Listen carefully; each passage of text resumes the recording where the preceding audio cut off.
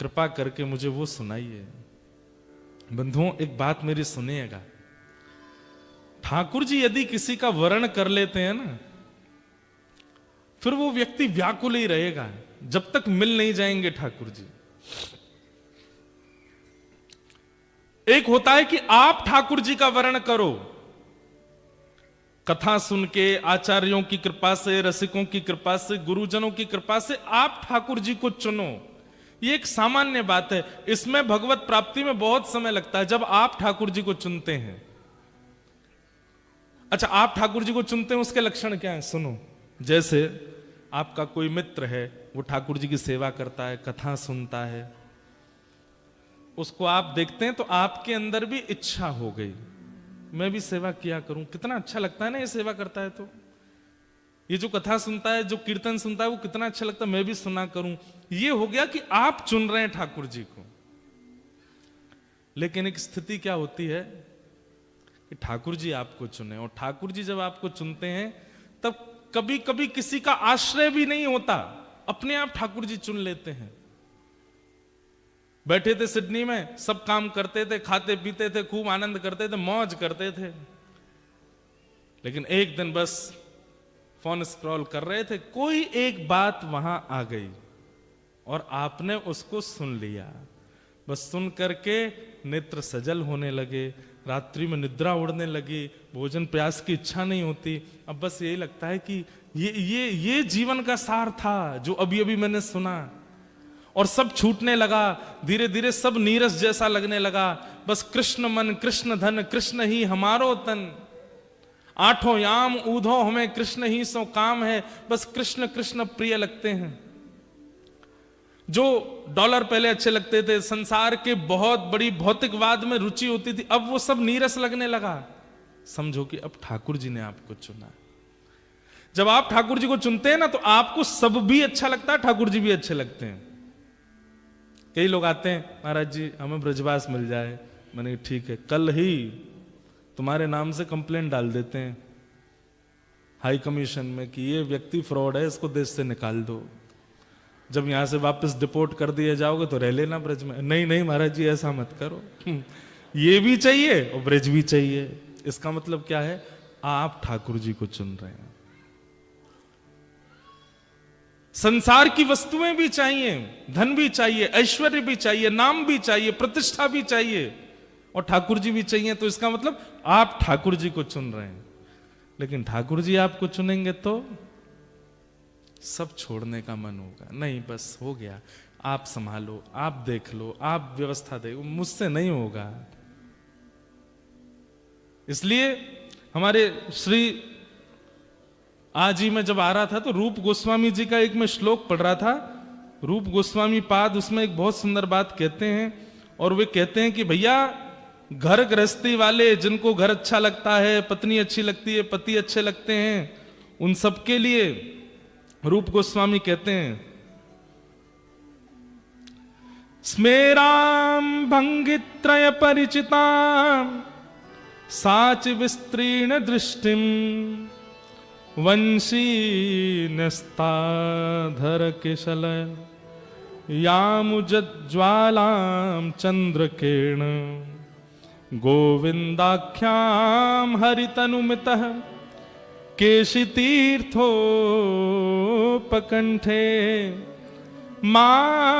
मापेक्षिष्ठित तव यदि सखे बंधु संगे स्थिरंग।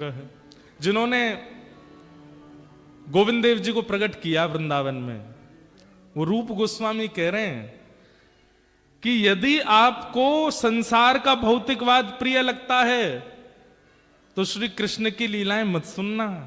बोले क्यों? बोले यदि त्रिभंग ललित श्याम सुंदर की लीला सुन ली और उस लीला को सुनते समय तुम्हारे नेत्रों से आंसू आ गए और आंसू निकलते ही श्री कृष्ण को यदि तुम भागे तो फिर तुम किसी और के हो नहीं पाओगे, केवल इनके ही रह जाओगे। इसलिए जिसको बाकी सब कुछ प्रिय लगता है वो जितना हो सके ठाकुर जी से दूर रहे, क्योंकि अगर इनने पकड़ लिया तो फिर किसी के नहीं हो पाओगे। सब प्रिय लगे और कृष्ण भी प्रिय लगे, इसका मतलब आप ठाकुर जी को चुनते हैं। लेकिन कृष्ण प्रिय लगे, बाकी सब कुछ प्रिय ना लगे, इसका मतलब ठाकुर जी आपको चुन रहे हैं। और ये स्थिति बन गई है किनकी? परीक्षित की। सप्तनिधि है ना, गोविंद देव, गोपीनाथ, मदन मोहन, राधा रमण, राधा वल्लभ, जुगल किशोर और बांके बिहारी। इन सप्तनिधियों में तीसरे ठाकुर हैं श्री मदन मोहन। कौन से? मदन मोहन। बिहरत निस दिन कुंज गलिन में, ब्रज जन मन सुख धाम। मदन मोहन को रूप निरख, सनातन बलि बलि जाए। वृंदावन प्यारो वृंदावन, श्री वृंदावन। मदन मोहन लाल, एक बात आपको हम बहुत रहस्य की बता रहे हैं, ध्यान से सुनिएगा। वृंदावन के सप्तनिधियों में जो श्री मदन मोहन जी हैं ना, ये ऐसे ठाकुर हैं कि ये ऐसों को चुनते हैं जिनका दूर दूर तक इनसे कोई संबंध नहीं था। जिसने कभी कथा नहीं सुनी, जिसने कभी तिलक नहीं लगाया, जिसने कभी गुरु आश्रय नहीं लिया, जिसने कभी सत्संग नहीं किया, ऐसों को चुनने की आदत है। किनको? मदन मोहन जी को। सब लोग थोड़े थोड़े आगे खिसक आओ, हाँ आगे आ जाओ, बिना हल्ला किए, बिना कुछ बोले। तो ये मदन मोहन लाल जी ऐसे हैं, इनकी आदत है। राधा रमन लाल जी एक प्रकार से वैष्णवों को चुनेंगे। राधा रमन लाल जी, राधा वल्लभ लाल जी, बांके बिहारी लाल, ये उनको चुन सकते हैं जो कथा सुन के गए होंगे, जो कभी वैष्णव संग करके गए होंगे, जो रसिकों का संग करके गए। पर मदन मोहन जी ऐसों को चुनते हैं जिनका दूर दूर तक किसी भी वैष्णव से कोई संबंध नहीं रहा है।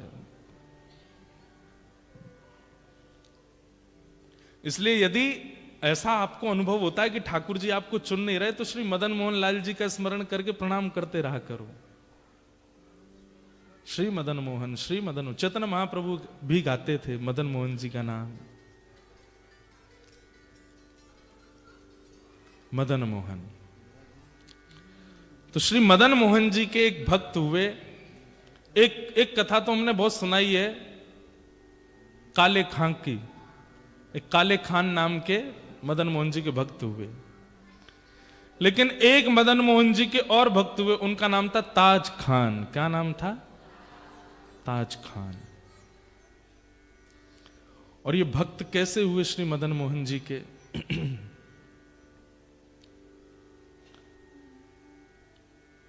इनकी सुंदर सुंदर रचनाएं भी हैं। और मदन मोहन जी जो हैं ये करौली राजस्थान में विराजते हैं, प्रगटे वृंदावन में। लेकिन फिर मुगल आ गए थे, मंदिर तोड़ते थे, तो इसलिए कई ठाकुर बाहर गए। तो मदन मोहन जी पहले जयपुर गए, फिर जयपुर से करौली गए। और जयपुर से करौली गए, उसके पीछे भी बड़ी सुंदर कथा है। जयपुर के राजा, उनको सौभाग्य मिला 3 ठाकुरों की सेवा का, गोविंद देव, गोपीनाथ और मदन मोहन। तो गोविंद देव, गोपीनाथ आज भी जयपुर में ही है, लेकिन मदन मोहन जी जो है ये राजस्थान में करौली जगह है, वहां विराजते हैं। तो जयपुर से करौली क्यों गए? कि राजा की जो बेटी थी उसका विवाह हुआ। तो बेटी से पिता ने कहा, बेटी मैंने वैसे दहेज में सब कुछ दिया है तुमको, लेकिन फिर भी तुम्हारी कोई इच्छा हो तो बताओ।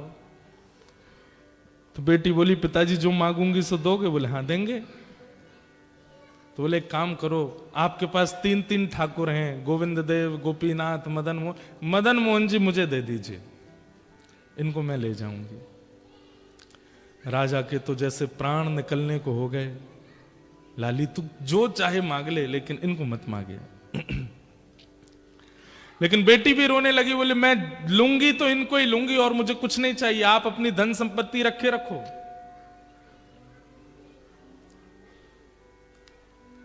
अंत में राजा मान गए, ठीक है देंगे, लेकिन एक परीक्षा होगी। बोले क्या? 7 विग्रह रखे जाएंगे और तुम्हारी आंख पर पट्टी बांधी जाएगी, स्पर्श करके तुमको बताना पड़ेगा। अगर तुमने सही मदन मोहन जी बता दिए तो तुमको मिलेंगे, नहीं तो नहीं देंगे। बेटी बोली ठीक है। 7 विग्रह बने, एक जैसी कद काठी, एक जैसा स्वरूप, मुख आदि सब कुछ। बेटी से कहा आंखों पे पट्टी बांध करके अब तुम जाओ, स्पर्श करके बताओ कौन से मदन मोहन जी। रात भर उनकी बेटी रोई, मदन मोहन जी से बोली जय जय, मेरा मन है कि मैं आपको करौली ले जाऊं, पर मैं आपकी भी जानना चाहती हूं, आपकी इच्छा है कि नहीं मेरे साथ जाने की, और अगर इच्छा है मेरे साथ चलने की तो मुझे स्वप्न में कुछ आज्ञा कर देना। तो रात में मदन मोहन जी स्वप्न में आ गए और बोले मेरा भी मन है, मैं तेरे संग चलूं। बोले पिताजी ने 7 विग्रह रखे हैं सुबह, मैं कैसे पहचानूंगी कि असली वाले आप कौन से हो। तो मदन मोहन जी बोले तू सबके हाथ पकड़ पकड़ के देखना, सबके हाथ ऐसे होंगे, जिसका हाथ पकड़ने पर एक उंगली खड़ी होके हिलने लग जाए समझ जाना मैं ही हूं। मुझे पकड़ने पर एक उंगली खड़ी होके हिलने लग जाए समझ जाना मैं ही हूं, मुझे ले चलना। राजा को पूरा विश्वास था कि बेटी नहीं पहचान पाएगी, एक जैसा स्वरूप, और इतनी सभा सब लग गई वहां पर देखने वालों की, देखें अब क्या होगा। बेटी जाए, सबके हाथ पकड़े, ये नहीं है, दूसरे पकड़े ये भी नहीं है, तीसरे पकड़े ये भी नहीं है, और जैसे चौथे ही थे मदन मोहन जी, राजा घबराया कहीं पहचान नहीं जाए। जैसे ही हाथ पकड़ा, पहले नाटक करती मुख पकड़ने का, ग्रीवा पकड़ने की, चरण पकड़, जैसे ही हाथ पकड़े सोई ठाकुर जी ने अपनी एक उंगली उठा के हिला दी। बेटी तुरंत बोली पिताजी ये है मदन मोहन जी। राजा के नेत्र सजल हो, बोले हाँ यही हैं, लेकिन सुन लाली इधर आ, उंगली हिलते हुए मैंने भी देख ली थी, इसलिए तू इस बात की चतुराई मत कर कि तू लेके जा रही है, तूने पहचाना, मैं इसलिए ठाकुर जी को दे रहा हूं क्योंकि वो भी जाना चाहते हैं, इसलिए ले जाओ। तो श्री मदन मोहन जी दहेज में आए, करौली राजस्थान। एक बार बंधुओं भारत जाइए, हमारे कहे से ना ये सबके दर्शन करके आना। करौली में मदन मोहन जी, पन्ना मध्य प्रदेश में जुगल किशोर जी, जयपुर में गोविंद देव गोपीनाथ जी, बाकी के 3 हमारे राधा वल्लभ राधा रमन बिहारी जी वृंदावन में है, सप्तनिधियों के दर्शन। तो मदन मोहन जी ऐसे ठाकुर जी हैं, वो उनको चुनते हैं जिनका दूर दूर से कोई वैष्णव संबंध नहीं है।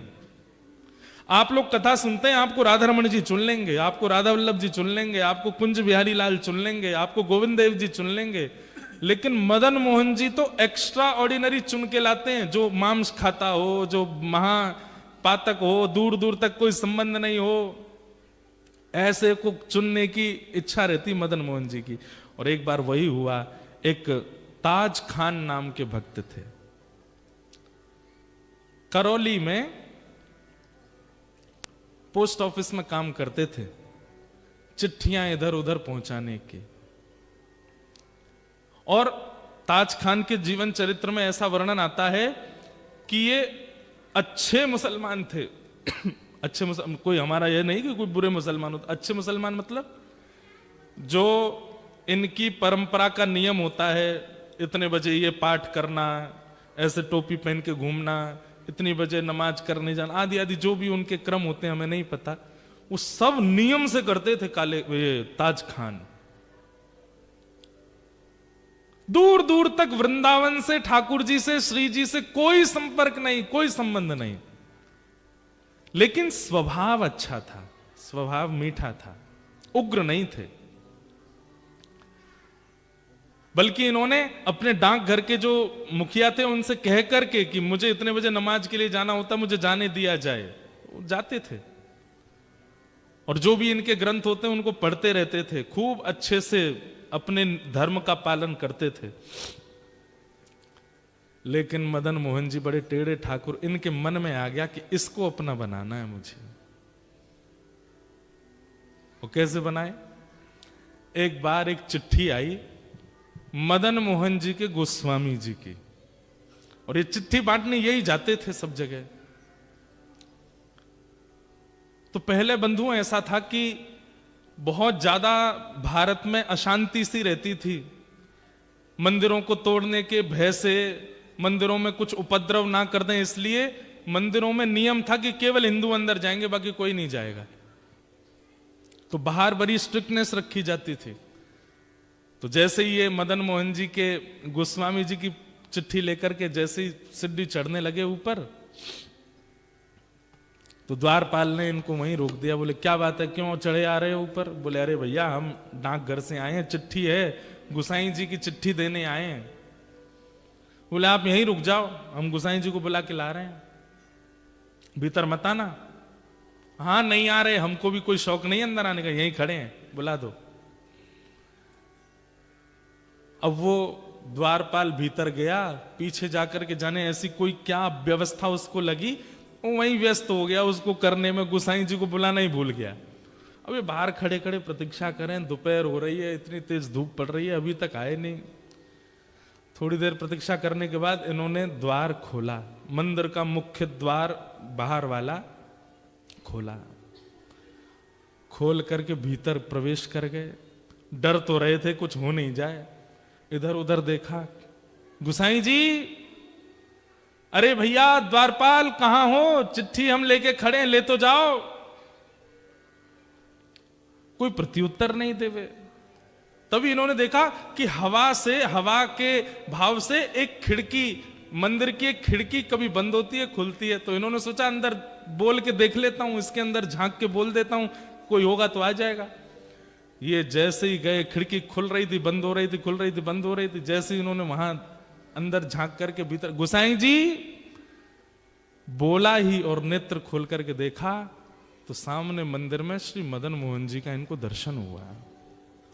त्रिभंग लली ठाकुर जी खड़े हैं और मंद मंद नेत्रों से, वैसे तो मूर्तिमंत ठाकुर जी ऐसे ही रहते हैं, लेकिन जैसे ही इन्होंने भीतर झांका तो ठाकुर जी इनको देख करके अपने नेत्र मटकाने लगे, ऐसे ऐसे करने लगे और बार बार ऐसे पलक झपकाने लगे। ये देख करके ये तो वहीं धड़ाम से गिर पड़े। अब तो इनके मन में वही भाव चले, ये कौन था? ऐसे कमल जैसे कटाक्ष नेत्र, ऐसी सांवली सूरत, ऐसे टेढ़ा सा ये पैर, ये टेढ़े से ये हाथ, ये पीतांबरी पहना, मुख पे वंशी धरे, ये कौन है ये? इन्होंने जैसे तैसे अपने आप को उठाया, जैसे ही पुनः चढ़ने लगे, इतने में ही द्वारपाल आ गया। ए, तुमको मना किया था भीतर मत आना, तुम भीतर घुसे चले आए। भैया तेरे हाथ जोड़, एक बार देखने दे, मैं चला जाऊंगा, मैं मेरे को नहीं आऊंगा, दोबारा नहीं आऊंगा, एक बार देखने। बोल बिल्कुल नहीं, निकलो यहां से बाहर।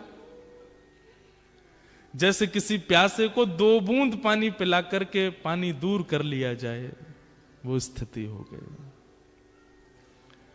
चिट्ठी देकर के द्वारपाल को ये तो चले गए, लेकिन मन चुरा लिया ठाकुर जी ने। मेरो मन गिरधर छवि पे अटक्यो, मेरो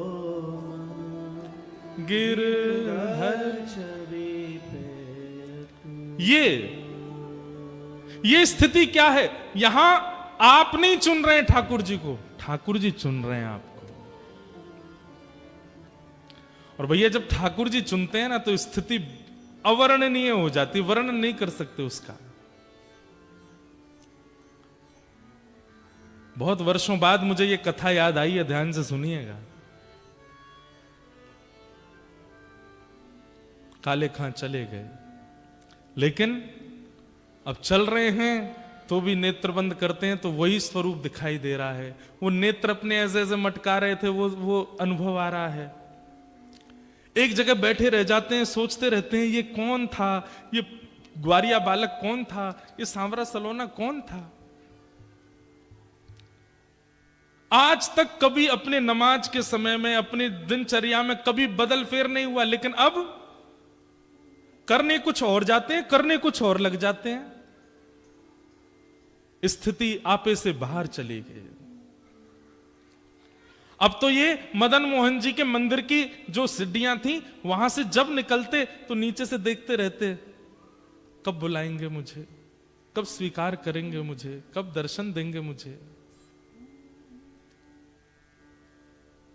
ठाकुर जी ने चुन लिया। अब तो इनकी स्थिति ऐसी हो गई, जैसे एक प्रेमी होता है ना, उसको कोई प्रिय लग जाए तो वो जैसे बावड़ा सा हो जाता है, पागल सा हो जाता है, खाना पीना छोड़ देता है, सोना छोड़ देता है। एक तरफा प्रेम जो होता है, एक तरफा प्रेम में कई बार जो प्रेमी लोग होते हैं, मैंने सुना है ना एक तरफा प्रेम में क्या होता है कि जो प्रेमी होता है वो अपनी प्रियतमा को पहले तो प्रेम से मनाता है, फिर जिद से मनाता है, और नहीं तो फिर धमकी देता है। क्या धमकी देता है? या तो मुझे मिल जाओ, नहीं तो मैं प्राण त्याग दूंगा, नस काट लूंगा अपनी। ये सब भाव कहता है। बंधुओं, ये आजकल के लव बर्ड्स ऐसा करते हैं, लेकिन ये आजकल के लड़का लड़कियों का क्रिया नहीं है, ये हमारे प्राचीन भक्तों ने ऐसा किया ठाकुर जी के लिए। और काले खां उसी स्थिति में आ गए। बहुत दिन तक प्रयास किया कि ये मुझे कैसे भी ऊपर बुला लें, एक बार अपनी रूप छटा दिखा दें, लेकिन ठाकुर जी तो उनका स्वभाव है तड़पाना। जब नहीं दर्शन हुए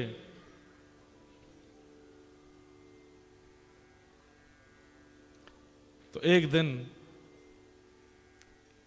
काले खां ने कसम खा ली, बोले ठाकुर जी या तो मुझे दिख जाओ, या तो मुझे मिल जाओ, नहीं तो मैं अनशन व्रत पर बैठ रहा हूं, मृत्यु पर्यंत प्राण त्याग दूंगा। ऐसी स्थिति हो गई। धीरे धीरे अपना काम छोड़ दिया, परिवार वालों से दूर रहने लगे, अपने नियम क्रम सब से बिल्कुल ना इधर के रहे ना इधर के, बीच में आ गए बिल्कुल। स्थिति अवर्णनीय हो गई। काले खां ने ठाकुर जी के सामने कसम खा ली, या तो मुझे दर्शन करा दीजिए, नहीं तो मैं अनशन व्रत करके अपने प्राण त्याग दूंगा। एक दिन, 2 दिन, 3 दिन व्यतीत हो गए भोजन किए बिना। 3 दिन बाद श्री मदन मोहन लाल जी को बड़ी दया आ गई। बोले कि भूखा प्यासा बैठा है।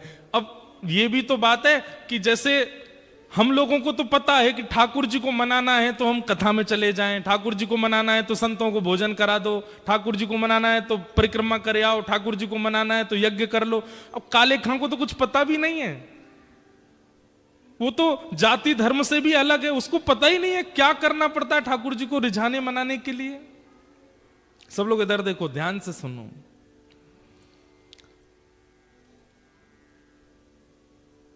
उसके पास यही तरीका था, ठाकुर जी के आगे कसम खाली, बोले मैं प्राण त्याग दूंगा, मुझे मिलो नहीं तो।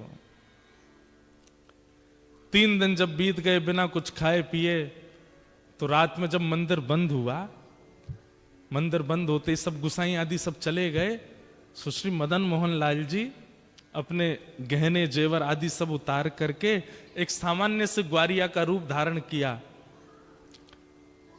एक धोती पहनी, बगलबंदी पहनी, सिर पर एक स्वाफा बांधा, चंदन वंदन लगा था, सब मिटा दिया, बिल्कुल ऐसे हो गए साधारण से। आंखन में काजल लगा था, मीड़ मीड़ करके उसको फैला लिया कि मैं पहचान में नहीं आऊं। और जो भोजन की थाली श्री मदन मोहन जी की रात में रखी जाती थी, बंटा भोग बोलते हैं उसको, बंटा भोग श्री मदन मोहन लाल जी का जो रखा था, ठाकुर जी ने उसको उठाया खुद और निकल पड़े काले खां के पास। आहा, यहां पर मरणासन अवस्था में काले खां बैठा है, गला सूख गया है, आंखें मरने को हो रही हैं। और उस समय पर द्वार पर दस्तक होती है, खटखटाने की आवाज आती है। काले खां जैसे तैसे खिसक करके जाता है, जैसे ही द्वार खोलता है तभी सामने देखता है एक नन्हा सा कुमार बालक, आयु होगी 8-9 वर्ष की, सिर पर स्वाफा बांध करके और ऐसे कमर पर अपने थाली लेकर के, जैसे कोई बड़ी चीज होती है ना, तो माताएं जैसे हमारे भारत में मटकी उठाती हैं, कई बार विदेशों में माताएं बालक उठाती हैं ऐसे कमर पे, ऐसे ठाकुर जी थाली ऐसे रख करके कमर पे और दूसरे कमर पे हाथ धर के द्वार पे आके खड़े हो गए और आकर के बोले, तुम्हारा नाम काले खां है? काले खां बोले, हाँ भैया मेरा नाम काले खां, पर तुम कौन हो? और ये इतने सुंदर हो, इतने प्यारे हो, तुम्हारी मैया नहीं है, तुम्हारे पिताजी नहीं है जो आधी रात में तुमको अकेला छोड़ दिया? अरे हम देखने में छोटे लगते हैं, वास्तव में तो श्री मदन मोहन जी मंदिर के हम टहलुआ हैं, रात भर चौकीदारी करते हैं। डोल डोल टहलुआ कहते हैं जो टहल टहल करके रखवाली करे। कई लोग होते हैं ना, उम्र तो बड़ी होती है दिखने में, वही है हमारा भी, उम्र तो हमारी बहुत है। कितनी उम्र होगी? बोले गिन नहीं पाओगे, 2-3 हजार साल के तो हैं हम। तो काले खां बोला मजाक कर रहा है भाई, छोटा बालक है, बड़ी बड़ी बात कर रहा है। अच्छा भैया मदन मोहन जी मंदिर से आए? बोले हाँ। क्यों आए? बोले को वहां के जो गोस्वामी जी हैं ना, पता नहीं उनके मन में क्या बात आई, मेरे को आकर के थाल पकड़ा दी और बोले जाओ जाकर के काले खां को प्रसाद दे आओ, बोल दो मदन मोहन जी ने प्रसाद भेजा है।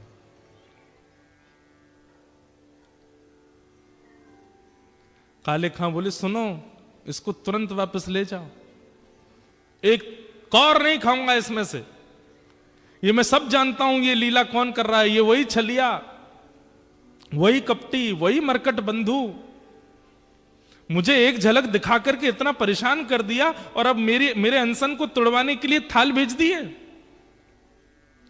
कह देना गोस्वामी जी से, जब तक दर्शन नहीं होगा मैं ये प्रसाद नहीं पाऊंगा, और मुझे दर्शन होगा नहीं क्योंकि मैं तो मुसलमान हूं, मुझे मंदिर में प्रवेश मिलेगा नहीं, इसलिए मुझे प्राण त्यागने पड़ेंगे, दोबारा जन्म लेना पड़ेगा। और सुनो एक बात और कह देना अपने मदन मोहन से। बोले क्या? उसने जो अपना नाम धर रखा है ना जगन्नाथ, मैंने सुना था कहीं उनका नाम जगन्नाथ है, उनसे कह दो कि तुम जगन्नाथ नहीं हो, अपना नाम रखो हिंदूनाथ, तुम केवल हिंदुओं के नाथ हो, ये जगतनाथ मत बोला करो अपने आप को। ठाकुर जी खड़े खड़े सुन रहे हैं। बोले सुनो गुसाई जी की बात तो सुन लो पूरी। काले खां बोले क्या? बोले इसमें से प्रसाद पा लेना और प्रसाद पा करके सुबह बर्तन मांज करके मंदिर दे जाना और मदन मोहन जी के दर्शन कर जाना। गुसाई जी ने आज्ञा दी।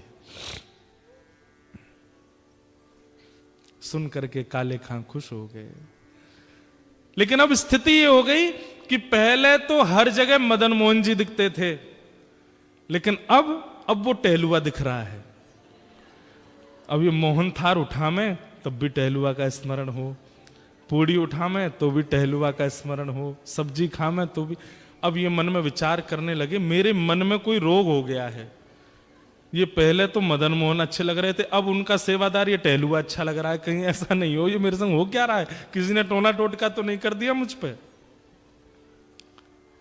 रात भर मन में विचार करने लगे, अपने मन से कहने लगे टहलुआ नहीं मदन मोहन, उनको याद करो। लेकिन याद करें मदन मोहन जी को खड़ा दिखाई दे टहलुआ ऐसे थाली लेकर के।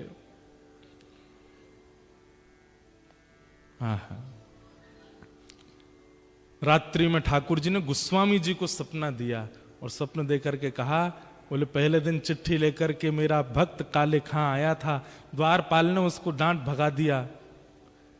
अरे गोस्वामी जी मुझे उसको स्वीकार करना और मैं उसे स्वीकार कर चुका हूं। 3 दिन से अनशन व्रत पे था, मैं अपनी सोने की थाल में भोजन देकर के आया हूं। कल वो थाल धोकर के जब मंदिर आवे सब उसको रोकेंगे, लेकिन आप आकर के उसको भीतर बुला लेना, मेरा दर्शन कराना। गोस्वामी जी तो रात में ही उठ करके रोने लगे। बोले नाथ आपकी कैसी कृपा, आप जिसको स्वीकार कर लेते हैं फिर कुछ विचार नहीं करते। रात भर भोजन तो कर नहीं पाए, वो यही सोचने लगे टहलुआ टहलुआ। अरे नहीं नहीं मदन मोहन मदन मोहन मदन मोहन मदन मोहन नहीं, टहलुआ टहलुआ टहलुआ। मदन मोहन जी अब टहलुआ के रूप में उसको देखने लगे, वहीं प्रेम होने लगा। सुबह उठ करके सारी सामग्री साफ करी, पूरी थाली साफ करके बोला भैया गलती हो गई, मेरे तो मन को कोई रोग हो गया है, मैं जाके गोस्वामी जी को थाल दे दूंगा, बोल दूंगा मदन मोहन जी नहीं चाहिए, अपना टहलुआ दे दो, मैं तो उसी को देखता रहूंगा। यहां पर गोस्वामी जी सुबह सुबह आए, आते ही उन्होंने देखा कि मेरा स्वप्न सच है कि नहीं। तो मंदिर में प्रवेश करते सबसे पहले ठाकुर जी के भोग का थाल देखा, तो थाल वहां नहीं था। ये देखते ही गोस्वामी जी तो रोने लगे, हे कृपालनाथ ये कैसी कृपा, बड़े बड़े यज्ञाचार्यों को आपने स्वीकार नहीं किया, बड़े बड़े नाम जापकों को स्वीकार नहीं किया, बड़े बड़े भक्त जो दिन रात आपकी सेवा में लगे रहते हैं उनमें आपको कोई भाव नहीं दिखा, और एक मुसलमान एक काले खान दूर दूर तक जिसने भजन नहीं किया उसके पीछे अपनी सोने की थाली दिया है रात में। जय हो आपकी। गोस्वामी जी प्रतीक्षा कर रहे हैं कब आएगा काले खान, लेकिन काले खान को तो अब गिल्ट फील हो रहा है भीतर से कि पहले प्रेमी कोई और था, अब प्रेमी कोई और हो गया है, अब तो मुझे टहलुआ चाहिए, अब तो मदन मोहन जी नहीं चाहिए। मंदिर द्वार पर जैसे ही पहुंचा, द्वारपाल से बोला, सुनो ये थाली भीतर गुसाई जी को दे आओ। थाली तेरे पास कैसे आई? बोले कि उनको बोल देना रात में उन्होंने भिजवाई थी मेरे लिए टहलुआ के द्वारा। बोले कौन टहलुआ? अरे जो रात में मंदिर में रहता। बोले मैं ही तो रहता हूं रात में मंदिर में, मैं ही टहलुआ हूं यहां का। बोले तुम नहीं, वो सुंदर वाला टहलुआ। बोले अच्छा तो मैं कुरूप हूं? बोले नहीं, मैं ऐसा नहीं बोल रहा हूं, दो होंगे ना तुम, एक सुंदर छोटा सा काजल लगा करके सिर पे पगड़ी बांध के बढ़िया पीली सी पिता, और बड़ी अच्छी सुगंधी आ रही थी उसमें से, क्या वर्णन करूं उसकी रूप माधुरी का मैं। वो टहलुआ। बोले सुन तू यहीं खड़ा रहे, कोई टहलुआ नहीं है, मैं ही टहलुआ हूं, और मैं गुसाई जी को अभी बुला के लाता हूं, तेरी तो अभी खैर नहीं। भीतर गए, इतने में ही जाकर के थाल दिया। गुसाई जी बोले थाल लाए हो? कौन लेकर के आया थाल? बोले वो काले खान आया है द्वार पे, उसको भीतर नहीं लाए? बोले वो तो कह रहा है कि टहलुआ से मिलना है उसको, और मैं ही टहलुआ हूं, वो पता नहीं कौन से टहलुआ का वर्णन कर रहा है। गोस्वामी जी निकल के बाहर आए, अप्रस में थे फिर भी बाहर आ गए, नेत्रों में आंसू। काले खान कौन आया था रात को?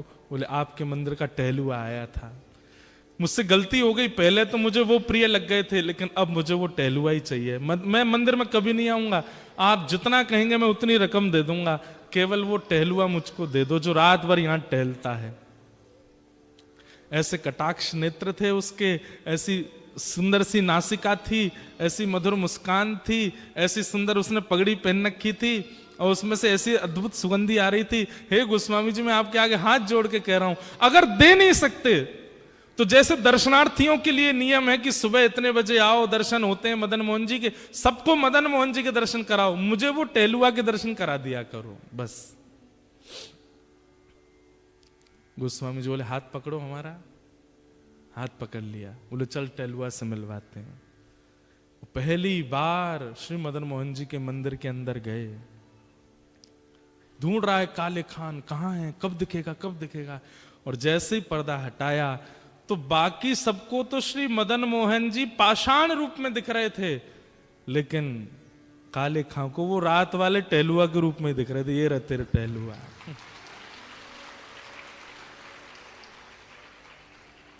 नेत्र सजल हो गए, वो सजल होकर के बस उसी दिन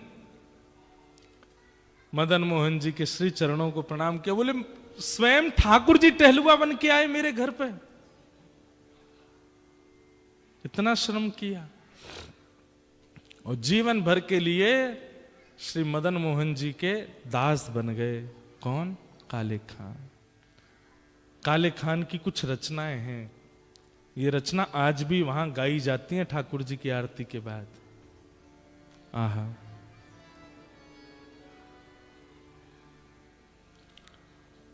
लगन जो लगी नाथ ताको विस्तार कहां, भूख प्यास निद्रा कछु बादत नहीं सांवरे। शब्द सुनना, एक उसके शब्द हैं जिसने कभी कथाएं नहीं सुनी है, जिसने कभी भजन नहीं किया, उसके शब्द हैं।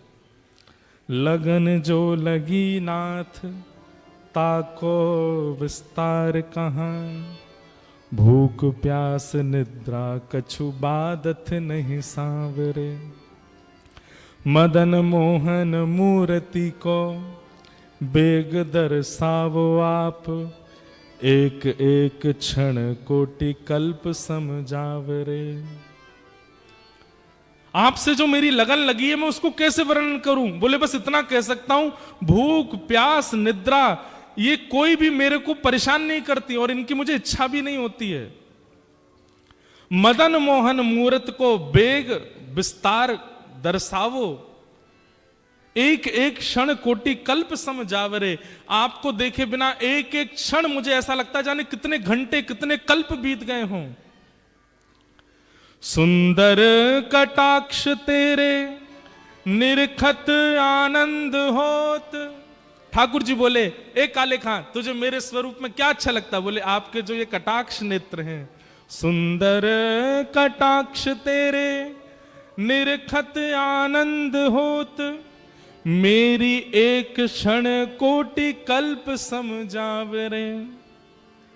दरस भिकारी ताज ताकी प्रभु अरज सुनो। दरस भिकारी ताज ताकी प्रभु अर्ज सुनो। नंद के दुलारे यार चाकर हम आपके। नंद के दुलारे ताज चाकर हम आपके। नंद के दुलारे यार चाकर हम आपके। हम आपके चाकर हैं, आप हमें स्वीकार करो। और जीवन भर के लिए श्री मदन मोहन जी ने उनको अच्छा रूप वैसा ही था, लंबी दाढ़ी रखते थे, सिर पे टोपी भी पहनते थे, वेशभूषा नहीं बदली अपनी, वैसे ही रहते थे, लेकिन नित्य दर्शन करते मदन मोहन जी का और सामने बैठ करके रोते रहते। बस एक दिन उनकी ख्याति इतनी बढ़ गई, दूर दूर से लोग देखने आते थे, भैया एक मुसलमान भक्त है। तो एक दिन ये करौली छोड़ करके कहीं और चले गए और जहां गए वहां जाकर के इतने आर्तनाद से ठाकुर जी को पुकारा कि ठाकुर जी प्रत्यक्ष प्रकट होकर के इनके गले में गलवैयां डाल करके इनको अपनी नित्य लीला में संग ले गए। बोलो भक्त वत्सल भगवान की। ये कथा हमने क्यों सुनाई? एक होता है आप ठाकुर जी को चुनो और एक होता है ठाकुर जी आपको चुने। दोनों में अंतर क्या है? सब प्रिय लगे और ठाकुर जी भी प्रिय लगे, इसका मतलब आप ठाकुर जी को चुन रहे हैं। पर ठाकुर जी अगर आपको चुन लेंगे तो फिर और कुछ प्रिय लगेगा नहीं, और कुछ भा नहीं सकता।